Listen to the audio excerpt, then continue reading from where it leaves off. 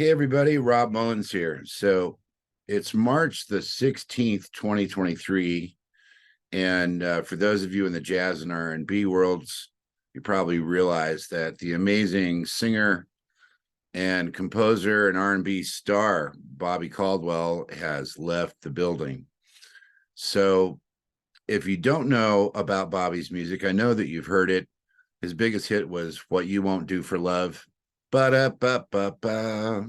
What up? You know, that one. I won't play it for copyright reasons.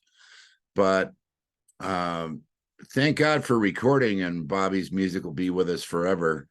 And today on the show, I have a special guest, Bobby Caldwell's bass player for pretty much all of Bobby's career, talking about Roberto Valley, who was an LA-based bass player and composer who did 31 or 32 years as Bobby's bass player. So we didn't know Bobby was going to pass. We knew that he was ill, and we recorded this interview a couple of weeks ago, but Roberto does tell some great stories about Bobby, meeting him, touring with him, Michael Franks, and Al Jarreau, and of course the legendary smooth jazz producer Paul Brown. So without further ado, we're just going to dive right into the interview with Roberto Valley, bass player for Bobby Caldwell. And Bobby, we're going to miss you, bro.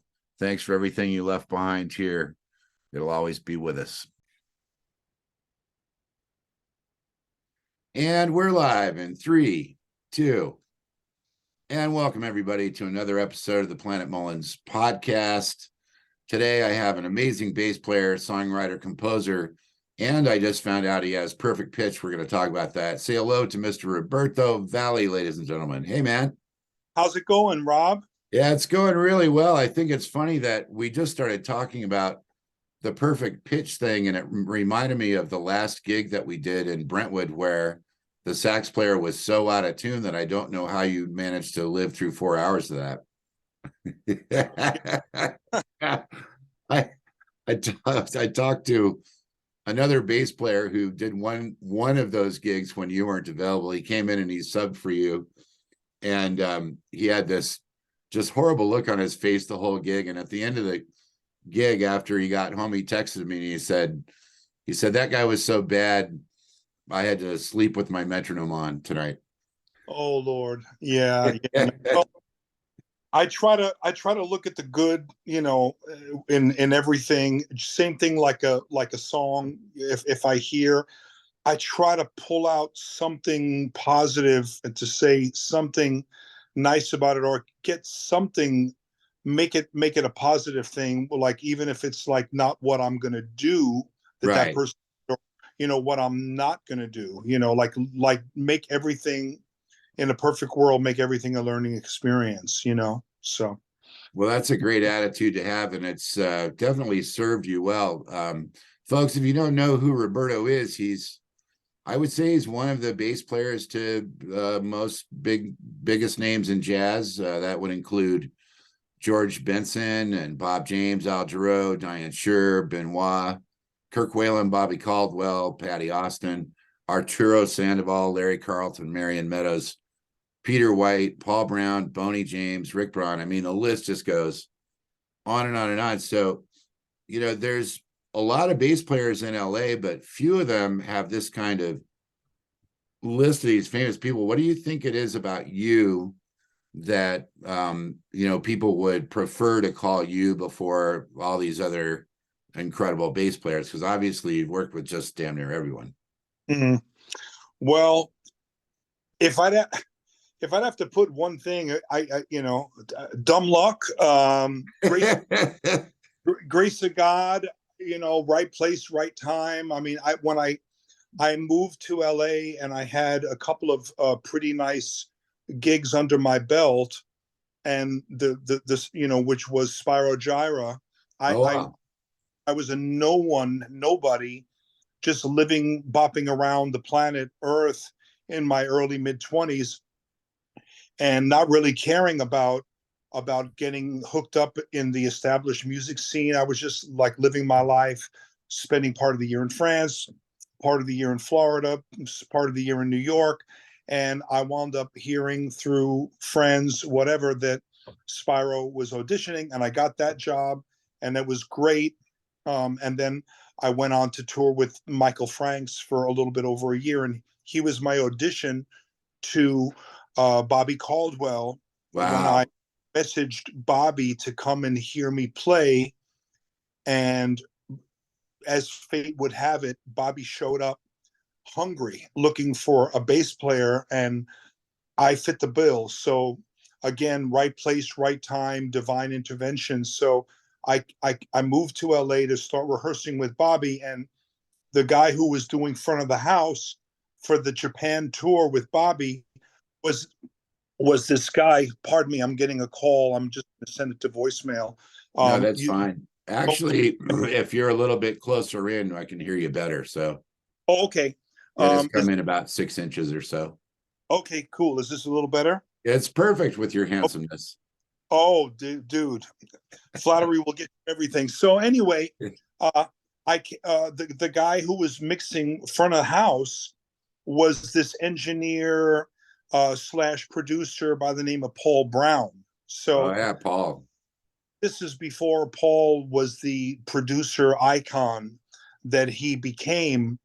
And so I got to know Paul, and I got to know this kid on sax who joined the band with me, Jim Oppenheim, who later became Boney James. So I got in that camp at a good time, Right. and I owe a lot of my success to my tenure with Bobby and my relationship with Paul, who went on to become like the baby face of smooth jazz producers. So I Right. would Sure. say a majority, I would say the majority of the stuff that I've done with the big cats, like George Benson and Al Jarreau and Bob James, was through Paul.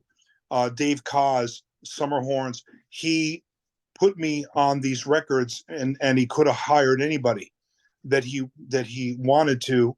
And he had some really incredible bass players in his stable, and I had to fill shoes, and I just kind of tucked my head in and just did the best that I could, and I won his confidence. And just earlier this week, I did a recording session for him for this phenomenal kid who's a certified genius. He plays everything, Uh-huh. and I mean he plays piano almost as good as you. He's 15 years old. I don't know Uh-huh. where his mojo from. Then he plays the bass, and he sings, and he plays guitar like shreds everything. And Paul, put me on that with Gordon Campbell and Jay Gore on guitar, Gordon Campbell on drums, and so it's been a great relationship with Paul and I. And he's also responsible for getting a lot of my songs on a lot of different records. All my 4 number one singles that I wrote on for other artists on Billboard were through Paul's production, and Paul's grabbing my little track and polishing it up and putting the right artist on it, and it's been great. It's a real different skill, the wearing the producer hat. And I remember when I lived in Huntington Beach in the 90s, there was a record label called Spindletop. Mm-hmm. And I think that was the first label that signed Boney. It And was. and when I heard the production on that early stuff, I was just thinking, man, whoever this producer is, he's just hitting it out of the park. The guy is great because it was the sounds and the organization, kind of the placement, the arranging, all of those things, plus the engineering. Like Paul just seems to have an incredible sensibility for how to just make the entire thing all fit together. He does, man. And he has his mentors. That one, I think his name is Paul Hirschberg, that was one of the people that showed him the ropes. But he attributes a lot of his success. And I remember I was on the tour bus when Paul and Boney were talking about making a record. I remember hearing it, hearing them talking about. Paul said, "Hey, I got these tracks.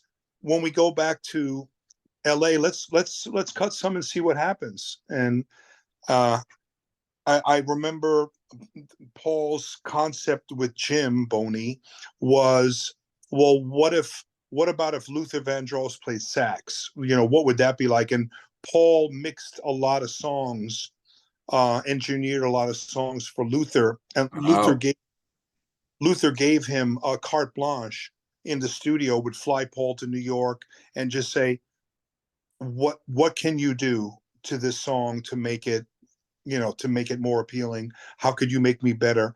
And he just left it in Paul's lap.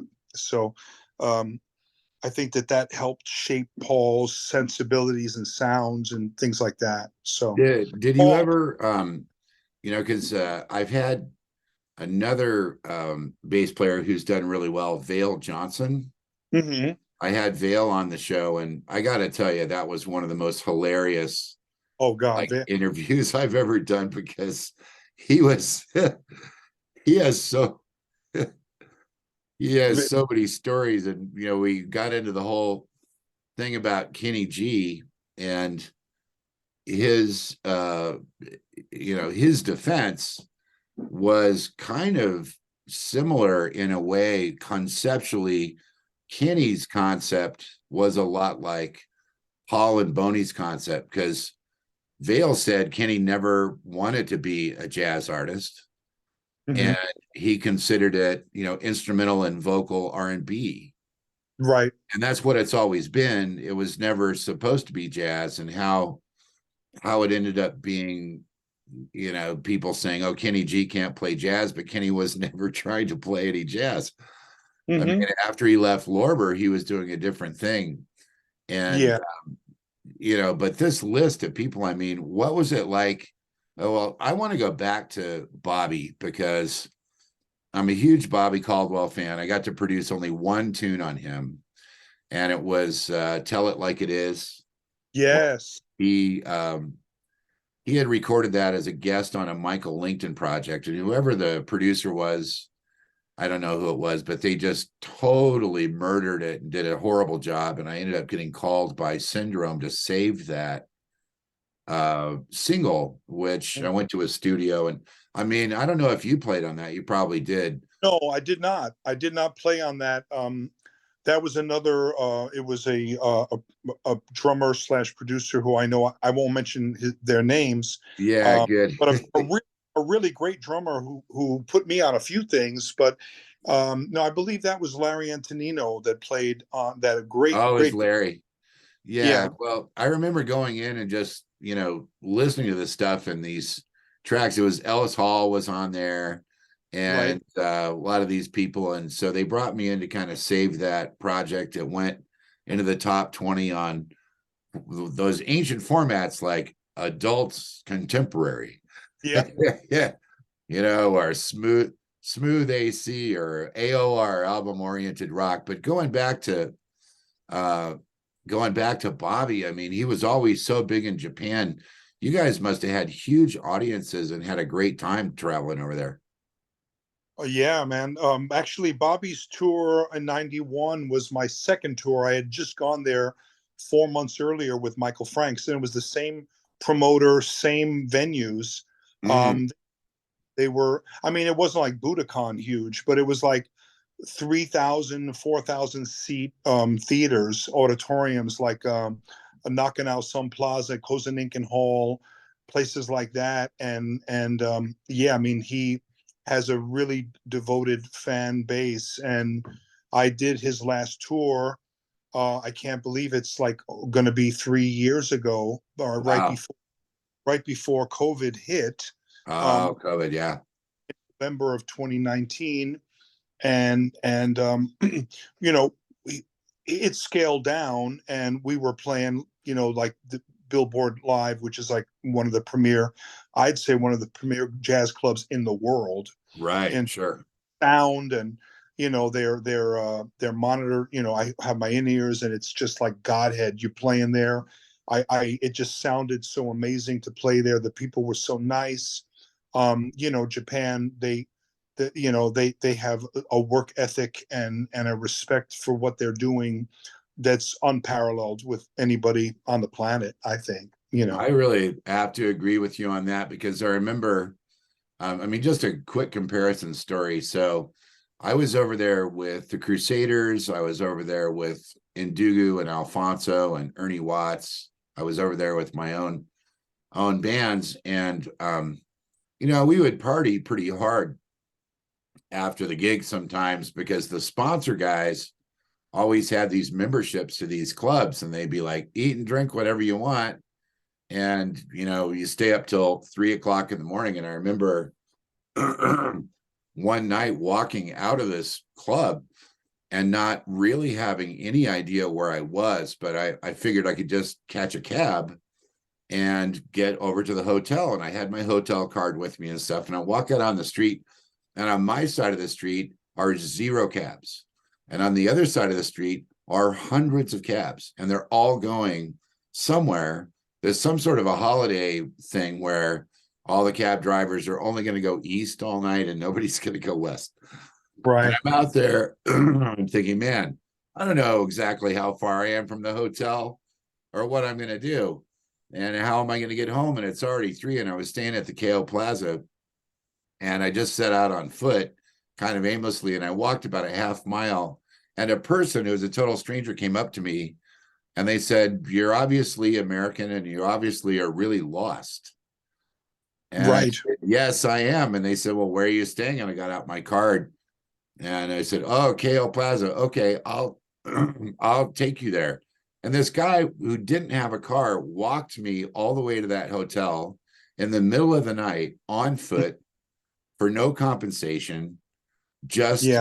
because that's the kind of stuff that the Japanese do. It's incredible. Yeah. It's the exact opposite of my brutally frank, you know, New York brothers and sisters. You know, where I'm from, you know, you ask them for directions. I don't know, and that's it. You know, if they don't know, they're going to tell you. If they know, they'll tell you real fast. But I remember many times I'm walking around and I ask somebody for directions. Not only do they point me the way, they take me by the hand and they deliver me to where I have to go. I've never seen it. I've been to, you know, 100 cities or a Right. hundred around the world. I've never seen anything like that. But you know, the good people of Japan. Yeah. Anyway, getting back to Bobby, Yeah. it really nice to um, have him as the person who I was playing with moving to LA. It helped me establish myself before the cell phone, before The yeah, internet. I didn't know anybody. I didn't know anybody, but I remember my first year when I was in LA and I met Al Jarreau was at Le Cafe, and I guess he had a couple of drinks and I introduced myself and we were talking and he said, "Well, you know, you play with Bobby, you must be a mother effer, you know." So Well, that's true, though. yeah, people in the business, you know, they who know Bobby and know his talent, his songwriting, multi instrumentalist, you know, type thing. You know, and having had you know, the likes of like Jimmy Haslip and in as his bass player before me, Mm. and all the guys from Cos and Richard Elliott and you know, you name it, all Boney James, all these guys that came out of his band and became artists on their own. It was a nice calling card. Yeah. Yeah, I've just always been amazed at how many people, you know, whether they know Bobby's name or not, everybody knows that song, "What You Won't Do for Love." And then I'm sure it was the same kind of deal when you went around the world with Al Jarreau, and he would start out with stuff from, you know, "Look to the Rainbow," and people would go nuts. And, you know, out of all these cities that you've been to around the world, do you have a favorite one besides Tokyo? Yeah, there's so many to think about. I mean, you know, I when I think about Cape Town, I smile. When I think about Sydney, you know, I smile. Thinking about like playing in Milano at the La Scala, you know, with Randy Crawford, and different festivals I've done at. But as far as, you know, cities, I'd have to say, yeah. I mean, like I really dug Sydney, and I really dug, Cape Town, just geographically, Mhm. and the whole melting pot, of the people there. But you got Table Mountain, and then you drive down to the tip of the continent, and you see like the Atlantic Ocean on one side, and then you see the Indian Ocean on the other, um, and you see monkeys with penguins. Uh, Well, that that you can see that at West Hollywood though, if you have the money. that's true. That is very true. Yeah, To but this is afford that. in natural habitat. You know, So what are you working on right now that everybody should be looking for in your future? I mean, obviously you're playing on all the Paul Brown stuff, and then you're working on new music of your own, right? yeah, yeah. I'll throw out a few things. Just recently, a song I wrote that got taken by Najee, and it's called "Bounce," and it went to radio, and we're hoping that'll do well. That's going to be his next single, Nice. and I just was in the studio with this 15-year-old prodigy. His name is Justin Lee Schultz, and he's working on something for Shanachi. Is that the name of the Oh, Shanachi? Shinichi Records. Yeah, yeah. So I did something for him, and I have a single that's coming out. I'll let your fans and friends know. It's called Woody's Gap, and it's kind of like Ramsey Lewis meets Steely Dan ish kind of song, like, and that's why I wanted to. That's why I wanted to. I'm sorry, my phone was freaking out. I Okay. wanted to give it an obscure title, like, what's a Cantaloupe Island, or what's a Watermelon Man, and so Woody's Gap was a parking lot in the Appalachian Trail in Georgia, and I was walking after some shows with Carol Albert. We were walking around, and we kept on seeing this, like, Woody's Gap. We thought it was funny, like, what the hell. So she said, you should name your single Woody's Gap, and it's like, that's perfect. Just silly enough where it'll maybe raise an eyebrow, and people always ask me, well, what is that? Is that a guy? Is that a play? Yeah, so it's a nice little up tempo ditty, and That's I've so had. great, man. Well, before we run out of time here, one thing I've, I see you on Facebook, and I hope we get a chance to play together again soon. It's been God, yes, now man. since before the pandemic was the last time, but I noticed that you've got a wonderful family, and your kids are fantastic people. And I mean, has it been hard for you being on the road so much to do the family thing at the same time? Like, how do you manage that? Mm. Well, that's a good question. It's being on the road, it's taken its toll, no doubt.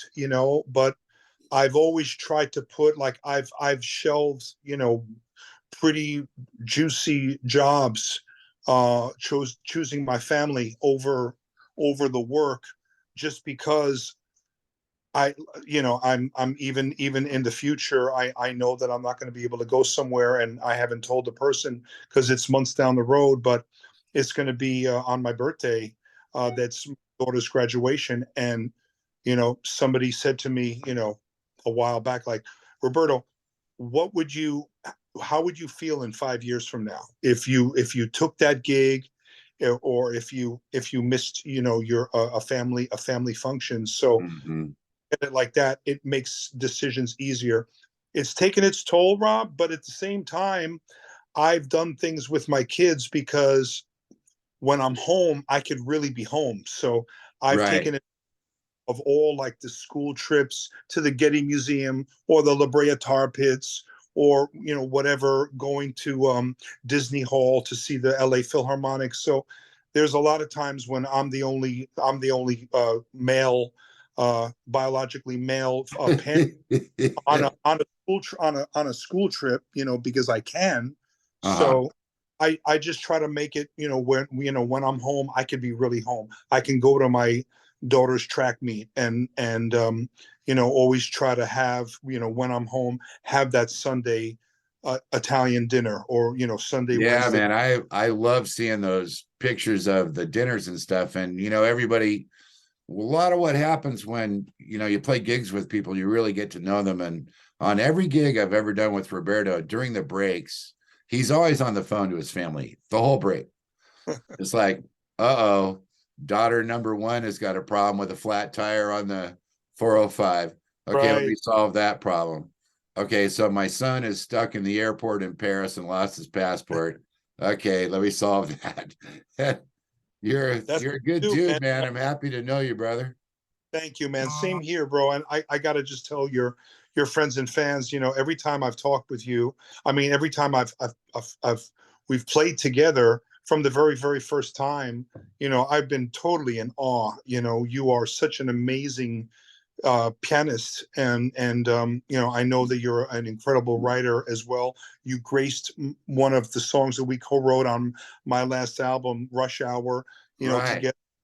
All I had to do was just like, hey, play on it, send it, just do what you feel, and you sent it back, and it was perfect, and so I want to thank you for that, and I really do look forward to the next time we get to play together. Yeah, man, I'm stoked about it too. Well, listen, everybody, this has been a real treat for both of us. Roberto is obviously going to jump back into a session, or cooking a amazing meal, or packing a bag, or telling Paul Brown, giving him some advice about how he can be a better producer.